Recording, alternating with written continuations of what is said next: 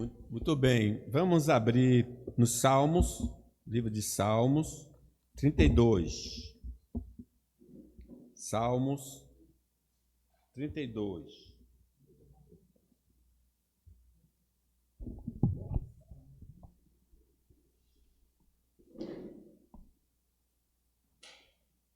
Bem-aventurado aquele cuja iniquidade é perdoada e cujo pecado é encoberto.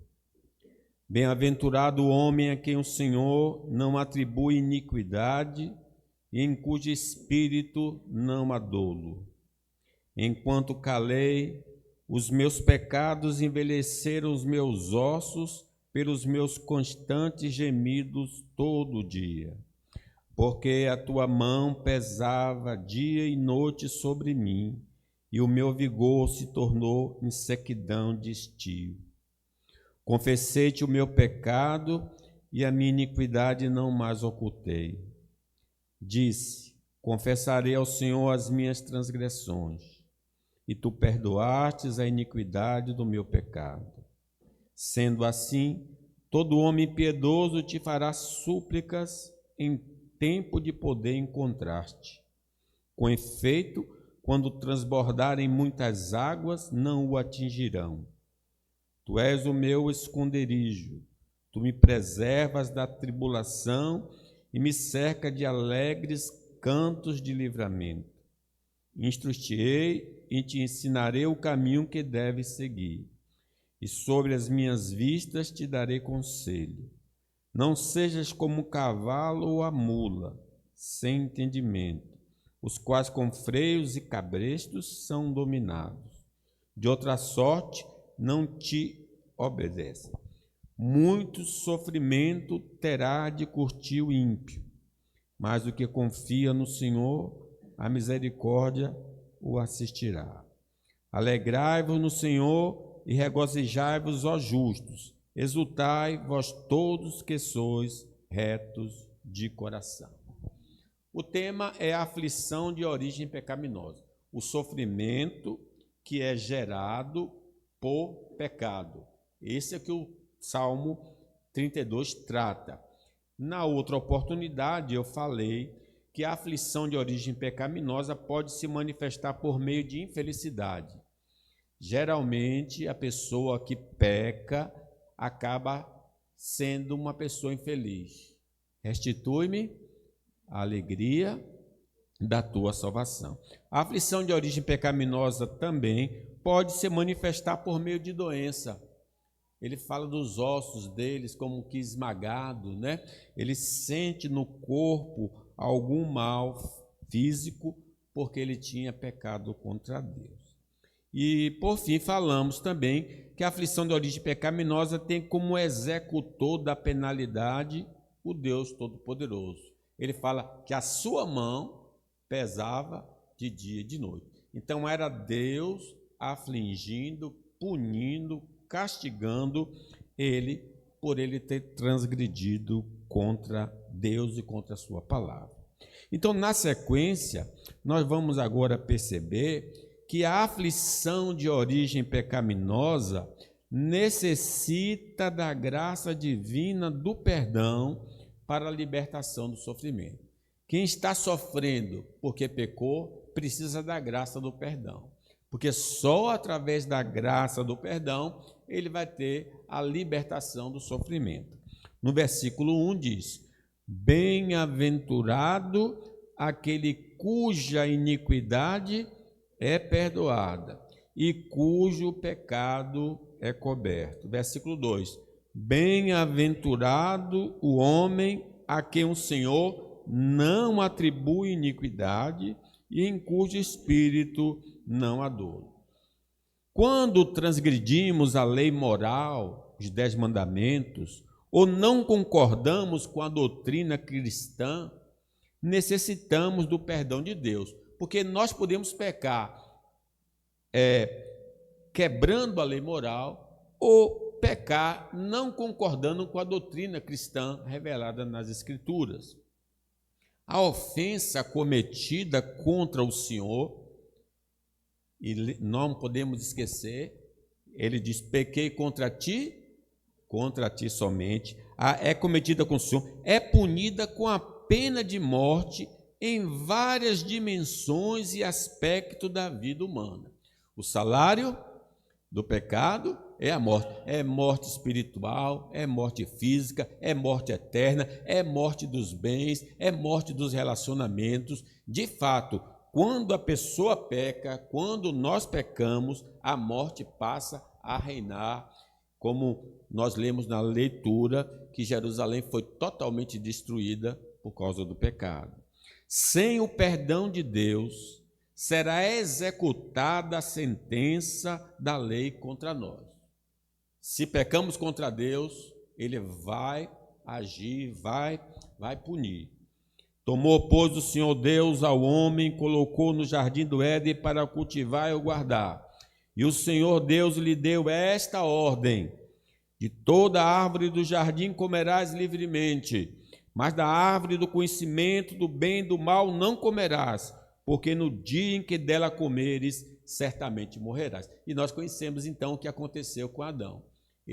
Adão e Eva foram expulsos do jardim por causa da iniquidade. Ao observarmos o primeiro casal, a sentença divina atingiu o corpo. Deus falou que a mulher ia ter muitas dores ao dar à luz. Adão, tu és pó, e ao pó voltarás. Também atingiu a alma de Adão, e atingiu o trabalho, atingiu o habitar e a comunhão com Deus. Várias áreas da vida de Abraão foram atingidas por causa do pecado que ele cometeu. O pecado não é só comunhão com Deus, atinge todos os setores da vida do ser humano. Se estamos deliberadamente quebrando a palavra de Deus, não devemos estranhar os sinais de morte em nossa vida. Então, podemos associar isso. Pecado gera morte, e a morte vai se manifestar. O Senhor disse assim então à mulher: multiplicarei sobremodo o sofrimento da tua gravidez, consequência do pecado. Em meio de dores dará à luz filhos. O teu desejo será para teu marido e ele te governará. O pecado específico dado à mulher. Mas Adão, visto que atendeste à voz da tua mulher e comeste da árvore que eu te ordenara não comesse, maldita é a terra por tua causa. A terra foi amaldiçoada por causa do pecado de Adão. Em fadigas obterá dela o sustento durante os dias da tua vida. Ela produzirá também cardos e abrolhos, e tu comerás a erva do campo. No suor do rosto comerás o teu pão, até que tornes a terra, pois dela fostes formado, porque tu és pó, e ao pó tornarás. O Senhor Deus, por isso, o lançou fora do jardim do Éden, a fim de lavrar a terra de que fora tomado. E expulsou o homem, colocou querubins ao oriente do jardim do Éden e o refugiou de uma espada que se revolvia para guardar o caminho da vida. Então, como é sério o pecado. Comeu fruto e várias situações difíceis surgiram para ele. Somente por meio do perdão de pecados podemos ser absolvidos das nossas iniquidades. Nossas faltas precisam ser levadas para que não seja mais aplicada a sentença sobre nós. As nossas faltas estão sobre nós. Elas precisam ser retiradas, porque se não forem retiradas, nós seremos punidos. Só existe um que pode exercer este serviço, o Senhor Jesus Cristo. Isto é, ele cumpriu a sentença em nosso favor. Diz o profeta Isaías: certamente ele tomou sobre si as nossas enfermidades, e as nossas dores levou sobre si, e nós o reputávamos por aflito, ferido de Deus e oprimido, mas ele foi transpassado pelas nossas transgressões e moído pelas nossas iniquidades. O castigo que nos traz a paz estava sobre ele, e pelas suas pisaduras fomos sarados. Todos nós andávamos desgarrados como ovelhas, cada um se desviava pelo caminho, mas o Senhor fez cair sobre ele a iniquidade de nós todos. Esse é o que pode levar os nossos pecados, o Senhor Jesus. Não conseguimos esconder de Deus nossas transgressões. Ele vê tudo. Diz que quando Davi tentou encobrir a sua iniquidade, mandando matar o marido e tal, aí diz que Deus viu que aquilo não era correto. Ele sabe de tudo. Senhor, tu me sondas, me conheces, sabe o meu deitar, o meu levantar, e de longe penetras no meu pensamento. Mas se estamos em Cristo, nossa dívida foi quitada e sua justiça é lançada em nossa conta, de sorte que Deus não vê em nós nenhuma sujeira por causa de Cristo. Só estando em Cristo nós somos lavados. O sangue de Jesus, seu Filho, nos purifica de todo pecado. Quando você lembra da Páscoa, lá no Êxodo, diz assim: porque naquela noite passarei pela terra do Egito e ferirei na terra do Egito todos os primogênitos, desde os homens até os animais. Executarei juízo sobre todos os deuses do Egito. Eu sou o Senhor. O sangue vos será por sinal nas casas em que estiverdes. Quando eu vi o sangue, passarei por vós, e não haverá entre vós praga destruidora. Louvado seja Deus. É o sangue de Jesus. Se estivermos cobertos com o sangue de Jesus, o anjo passa por cima e não seremos condenados. Se formos honestos, essa é a nossa maior necessidade. Sermos perdoados por Deus. Mesmo depois de termos sido resgatados, tornamos a cair. Por isso devemos dizer ao Senhor: perdoa as nossas dívidas. O crente sempre vai ter de orar: perdoa nossas dívidas.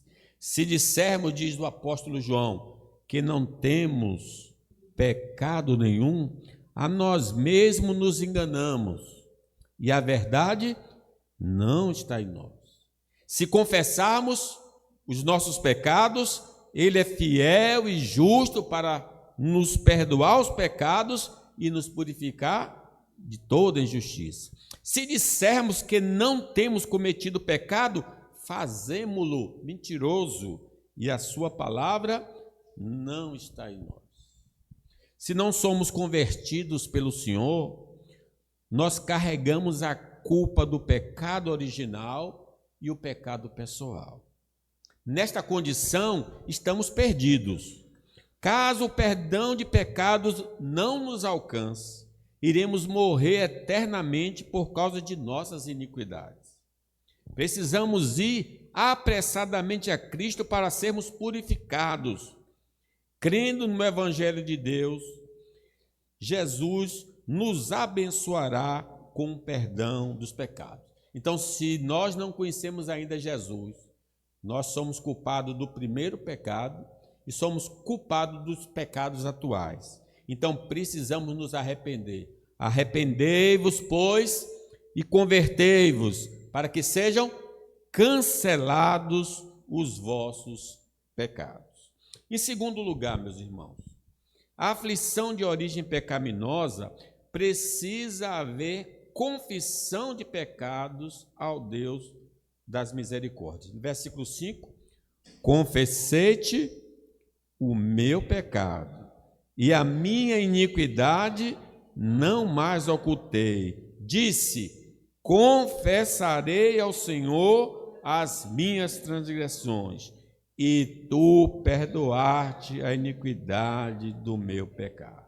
Jesus morreu para nos perdoar os pecados. Mas para sermos abençoados com o perdão, necessitamos confessar a Deus nossas transgressões. Precisamos declarar: não há possibilidade de usufruirmos da graça perdoadora sem a confissão. É preciso confessar. Diz a palavra de Deus: o que encobre as suas transgressões jamais prosperará. Mas o que as confessa e deixa alcançará misericórdia. Feliz o homem constante no temor de Deus, mas o que endurece o coração cai no mal. Nunca tenhamos vergonha de confessar. Nossos pais, no primeiro momento, eles não confessaram o pecado. O Senhor perguntou: o que você fez, rapaz? A mulher que o Senhor me deu fez eu cair. Quando o Senhor perguntou para Eva, Eva disse: a serpente me enganou. Ninguém confessou pecado. Ninguém abriu o coração para Deus. Qualquer tipo de explicação que dermos ao Senhor no momento da confissão não é confissão, e sim justificação. Ah, Senhor, sabe, eu até errei, mas se não fosse o pastor, eu não teria errado. Se não fosse ciclano, eu não teria errado. Então a pessoa está o quê? Se justificando, não está confessando.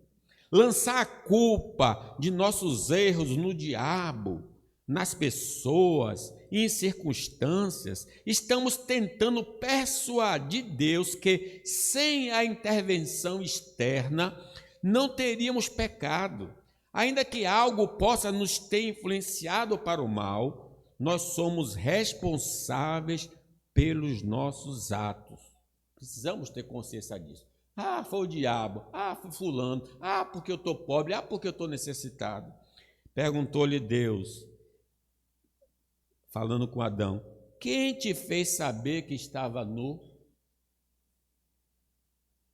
Comeste da árvore que eu te ordenei que não comesse? Aí veio sabe, foi, até comi, mas tem um adendo aqui: essa mulher ordinária aqui me fez cair. Ele até culpou Deus. A mulher que o Senhor me deu fez. Veja como é astuta. Admitir nossa culpa voluntariamente é expressão de uma verdadeira confissão de pecados. Quando reconhecemos nossos erros, porque as provas contra nós são irrefutáveis, pode nos levar a uma confissão circunstancial, mas não de coração. Estamos tentando escapar de uma punição maior do que uma verdadeira manifestação do reconhecimento do mal praticado. São dois momentos diferentes. Acã, por exemplo, Acã não fez confissão de pecados. O Senhor disse: alguém pecou e por isso eu não posso abençoar. E começou a lançar sorte. Lançou sorte e caiu nele. Aí Josué chamou de: confesse, meu filho, confesse o teu pecado. Ele só falou porque não tinha jeito, porque todas as provas já estavam contra ele, ele era o culpado. Então, ele tentando escapar de um juízo maior, ele abriu o bico e disse tudo o que ele fez, né? Já o filho pródigo, diferente. O filho pródigo estava lá na mazela da vida, no sofrimento da vida por causa dos seus erros. O que é que ele disse? Levantar-me-ei e irei ter com meu pai e lhe direi: pai, pequei contra os céus e diante de ti, não sou digno de ser chamado teu filho, trate-me como teu jornaleiro. A confissão voluntária, a confissão espontânea desse rapaz. A confissão de pecados que obtém o perdão necessita ser completa.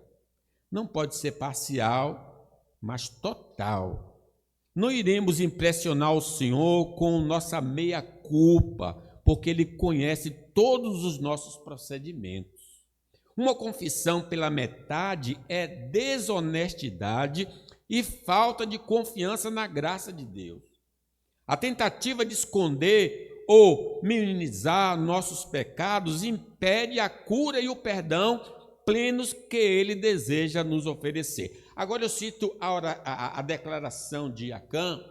Não, como eu disse anteriormente, ela foi circunstancial, ele foi forçado a dizer.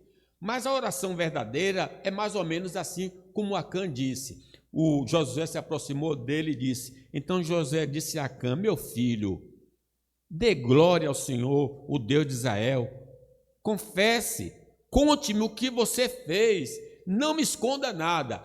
Essa atitude agora aqui, esse tipo de oração agora aqui, é um modelo para a nossa oração particular diante do Senhor. Aí Acã respondeu a Josué, é verdade que pequei contra o Senhor, o Deus de Israel.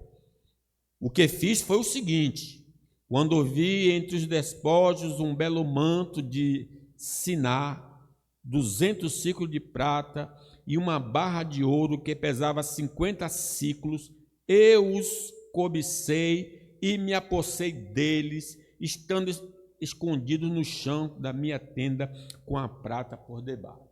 Esta é a oração, que ele não esconde absolutamente nada agora nesse momento. Ele declara tudo o que ele fez. A nossa oração tem de ser assim. Tem de ser uma oração completa.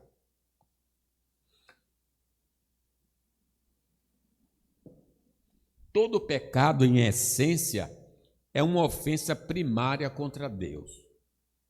Mesmo quando nossas ações se manifestam diretamente contra o próximo, contra as estruturas de autoridade ou contra a natureza, a raiz da transgressão reside em uma desobediência ou em um desrespeito à vontade de Deus. Pequei contra ti somente. Ele tinha cometido adultério, ele tinha cometido assassinato, mas quando ele ora, ele diz, pequei contra ti. Porque todo pecado é contra Deus em primeiro momento. Ao violarmos esses princípios em nosso relacionamento interpessoais, sociais ou com a criação, estamos em última instância falhando em honrar e obedecer a Deus, que estabeleceu esses princípios como reflexo de sua própria natureza. Logo, é a Ele que devemos nos dirigir suplicando perdão. Pequei contra ti somente, e fiz o que é mal perante os teus olhos, de maneiras que será tido por justo no teu falar e puro no teu julgar.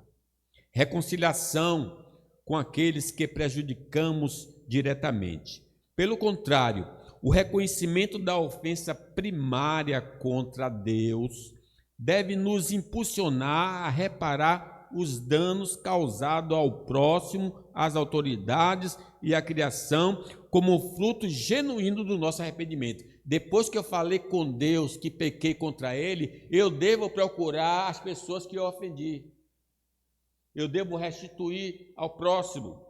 Se, pois, ao trazeres ao altar a tua oferta, diz o Senhor, e ali te lembrar de que teu irmão tem alguma coisa contra ti, deixa perante o altar a tua oferta, vai primeiro, reconcilia-te com teu irmão, e então, voltando, fazes a tua oferta. Então, vejam, eu falo com Deus, mas se eu pequei contra alguém, também tenho de falar com aquela pessoa para que o perdão seja completo. Não devemos temer confessar ao Senhor nossos pecados. Ele é o Deus perdoador. Apesar de ser severo com o malfeitor, Ele é misericordioso com o contrito e compungido de coração. Um coração contrito e compungido, Deus não desprezará. O ladrão da cruz, ali é uma prova exata que Deus perdoa. Ele ordena que confessemos. Foi Ele que enviou seu primogênito para quitar nossa dívida na cruz do Calvário. Portanto, não há razão para temer a confissão ao Senhor. Ele nos espera de braços abertos, pronto para nos perdoar, nos curar e nos restaurar. A confissão é um ato de fé em seu amor e em sua promessa de perdão. Deus é misericordioso. As misericórdias do Senhor são as causas de não sermos consumidos. O Senhor é misericordioso e compassivo, longânimo, assaz benigno. não repreende perpetuamente, nem conserva para sempre a sua ira. Não nos trata segundo os nossos pecados, nem nos retribui consoante as nossas iniquidades. Pois quanto o céu se alteia acima da terra, assim é grande a sua misericórdia para com os que o temem. Quanto dista o oriente do ocidente, assim afasta de nós as nossas transgressões. Como o pai se compadece de seus filhos, assim o Senhor se compadece dos que o temem. Vamos a Deus, Ele está pronto a nos receber. Terceiro lugar, a aflição de origem pecaminosa, quando obtida a libertação, vai despertar muitos a recorrer ao Senhor. Vamos ler o 6? Sendo assim, todo homem piedoso te fará súplicas em tempo de poder encontrar-te. Com efeito, quando transbordarem muitas águas, não o atingirão. Que coisa maravilhosa. Ele está confessando, e a gente está lendo a confissão dele aqui. Ele diz, poxa, se Deus perdoou, Ele vai me perdoar. Eu vou também buscar esse perdão do Senhor. Vou me apegar nessa. É esse que incentiva aqui. O Salmo 32 é um testemunho de alguém que pecou, confessou o pecado e foi liberto da disciplina. Ao sabermos disso, caso estejamos sendo disciplinados por Deus, por termos cometido faltas, somos incentivados a recorrer ao Senhor. Assim como Davi encontrou perdão e alívio ao confessar, nós também podemos.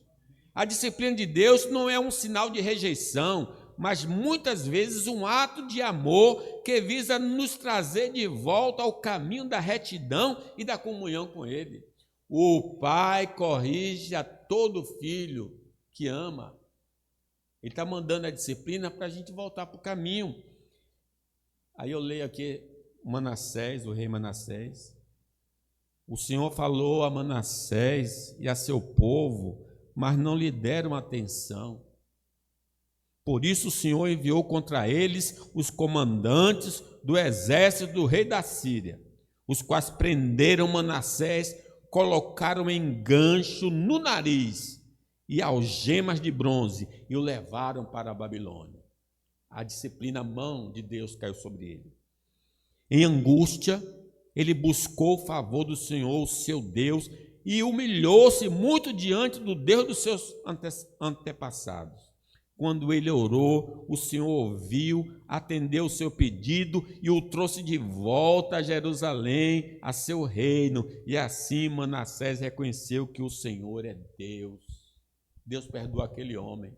Possivelmente ele foi o culpado da morte do profeta Isaías. Mas quando ele pede perdão, Deus tira ele da prisão e faz ele voltar. As nossas intercessões de pedido de perdão em favor de amigos, parentes e da nação podem ser aceitas por Deus e impedir que as consequências dos seus pecados os atinjam de cheio.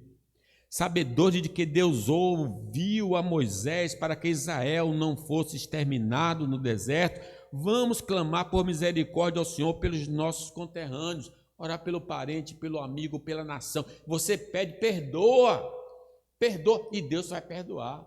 O próprio Jesus pediu àqueles que estavam lhe maltratando, matando, perdoa porque eles não sabem o que fazem. Diz mais o Senhor a Moisés: tenho visto este povo, esse que é um povo de duro coração. Agora, pois, deixa-me para que se acenda contra eles o meu furor, e eu os consuma, e de ti farei uma grande nação. Porém Moisés suplicou ao Senhor, seu Deus, e disse: por que se acende, Senhor, a tua ira contra o teu povo, que tiraste da terra do Egito com grande fortaleza e poderosa mão? Porque hão de dizer os egípcios: com maus intentos tirou, para matá-los no monte e para consumi-los da face da terra? Torna-te do furor da tua ira e arrepende deste mal contra o teu povo. Lembra-te de Abraão, de Isaque, de Israel, teus servos, os quais por ti mesmo tens jurado, e lhe disseste: multiplicarei a vossa descendência como as estrelas do céu. E toda essa terra de que tenho falado, dar-lhe-ei a vossa descendência, para que possuas por herança eternamente. Aí diz o texto: então se arrependeu o Senhor do mal que dissera que havia de fazer ao povo. Ele não fez porque Moisés intercedeu. Como é importante interceder pelos parentes, pela nossa terra. Pode impedir o juízo divino. A intercessão é um ato de amor e solidariedade, onde nos colocamos na brecha em favor de outros, reconhecendo nossa dependência da misericórdia divina. Ao orarmos por perdão e alívio das consequências dos pecados de outros, estamos alinhados com o coração de Deus, que não tem prazer na perdição de ninguém. Deus não quer que os homens se percam. Diz a palavra de Deus: tão certo como eu vivo, diz o Senhor, não tenho prazer na morte do perverso, mas em que o perverso se converta do seu mau caminho e viva. Quando não lemos as Escrituras Sagradas, ficamos desprovidos do conhecimento de que Deus ouve a oração de um homem arrependido. Por isso, muitos de nós nos afastamos de Deus e de seu povo por acharmos que não há mais esperança para nós. Mas isso não é verdade. Deus perdoa todo aquele que verdadeiramente confessar seus pecados e deixar. Jesus falando, registrado por Mateus: errais vós, não conhecendo as Escrituras, nem o poder de Deus. A Bíblia é uma mensagem de perdão. Deus está pronto a perdoar. Quando desconhecemos as histórias de perdão e restauração presentes na Bíblia, podemos facilmente sucumbir ao desespero e à falsa crença de que nossos pecados são imperdoáveis. Essa ignorância pode nos afastar de Deus e de sua comunidade, isolando-nos em nossa culpa e vergonha. Irmãos, devido ao horário avançado, eu queria deixar só esses 3 pontos para depois concluir mais à frente, em outra oportunidade. Mas o que nós estamos aprendendo aqui? Deus perdoa. Deus está pronto a perdoar. Nós não devemos nos afastar de Deus porque pecamos, devemos procurar Deus imediatamente. Pequei contra ti somente. Que Deus possa nos ajudar a compreender a importância da confissão e que só seremos livres da aflição que tem origem pecaminosa através do arrependimento, da confissão e fé. Que Deus nos abençoe. Fiquemos de pé.